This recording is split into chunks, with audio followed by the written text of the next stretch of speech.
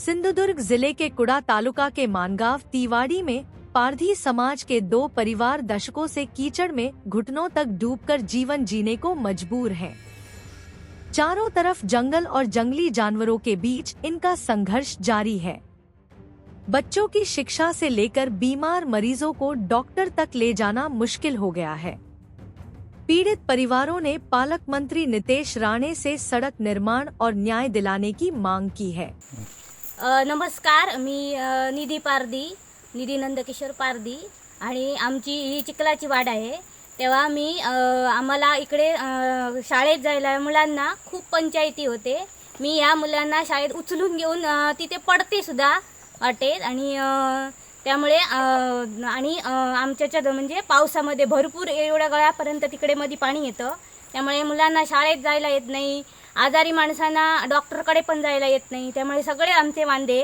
त्यामुळे आम्ही शाळेतल्या मुलांना सुद्धा घरी ठेवतो आणि त्यामुळे माझी पालकमंत्र्यांना ही विनंती आहे की त्यांनी आमच्या सगळ्या कुटुंबावर 2 घरांच्या कुटुंबावर बघून त्यांनी आम्हाला सहाय्य करावं। रिक्षा येईल असा रस्ता द्यावा। माझे नाव तन्वी नंदकिशोर पारधी। मी इयत्ता 7वी मध्ये शिकते। मी या वाटेने शाळेत जाते। तर मला म्हणजे त्या गुडघ्याच्या वरती चिखल जातो आणि पाऊस लागला की पाणी आलं की मी शाळेला सुट्टी घेते आणि आताच माझी आई इथे पडली। त्यामुळे मी शाळेत या वाटेने जाते आणि मी जेव्हा पाऊस आणि चिखल येतो तेव्हा पाणी येते तेव्हा मी शाळेला सुट्टी घेते। माझ्या लाडक्या पालकमंत्र्यांना ही विनंती आहे, आमच्या कुटुंबावर बघून तरी आम्हाला पायवाट द्यावी। माझं नाव गोपाळ विठ्ठल पारधी।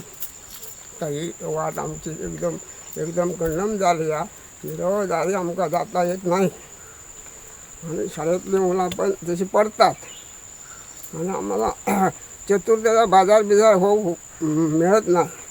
तर आम्हाला वाट दुरुस्ती करून द्यायची, पायवाट तरी करून द्यायची। आजा पंजाच्या कारखान्यापासून आमचा इथेच घर आहे। आम्ही शेतीवाडी आमची इथेच असतात, तर आम्हाला इथे जावं लागतं। तर आम्हाला पायवाट करून द्यायची विनंती करावी।